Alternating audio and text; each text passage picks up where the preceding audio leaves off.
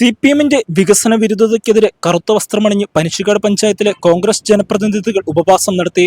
ചൊവ്വാഴ്ച രാവിലെ 8 മുതൽ രാത്രി 8 വരെയാണ് പരുന്തുംപാറ കവലയിൽ ഏകദിന ഉപവാസം സംഘടിപ്പിച്ചത്. തിരുവഞ്ചൂർ രാധാകൃഷ്ണൻ MLA ഉപവാസ സമരം ഉദ്ഘാടനം ചെയ്തു. പനച്ചിക്കാട് കോൺഗ്രസ് പാർലമെന്ററി പാർട്ടി സംഘടിപ്പിച്ച ഉപവാസ സമരത്തിൽ 11 കോൺഗ്രസ് അംഗങ്ങളാണ് കറുപ്പണിഞ്ഞ് അണിനിരുന്നത്. കോൺഗ്രസിന്റെ പഞ്ചായത്ത് ഭരണസമിതിയെ ഫണ്ടുകൾ വെട്ടിക്കുറച്ചും ഉദ്യോഗസ്ഥരെ നൽകാതെയും കുപ്രചരണങ്ങളോട് തകർക്കാൻ ശ്രമിക്കുകയും ചെയ്യുന്നതിൽ പ്രതിഷേധിച്ചാണ് സമരം. പനച്ചിക്കാട് പഞ്ചായത്തിനോട് LDF സർക്കാർ ചിറ്റമ്മ നയമാണ് സ്വീകരിക്കുന്നതെന്ന് സമരം ഉദ്ഘാടനം ചെയ്ത് തിരുവഞ്ചൂർ രാധാകൃഷ്ണൻ MLA പറഞ്ഞു. പഞ്ചായത്തിൽ കാലങ്ങളായി റോഡുകളടക്കം വിവിധ വികസന പ്രവർത്തനങ്ങൾ കൊണ്ടുവന്നത് UDF സർക്കാരുകളാണെന്നും അദ്ദേഹം ചൂണ്ടിക്കാട്ടി. പഞ്ചായത്തിനെതിരെ കുപ്രചരണം നടത്തുന്ന LDF ഇത് മനസ്സിലാക്കണം. പനച്ചിക്കാട്ടെ ജനങ്ങൾ ഈ വസ്തുത മനസ്സിലാക്കുമെന്നാണ് പ്രതീക്ഷയെന്നും അദ്ദേഹം പറഞ്ഞു.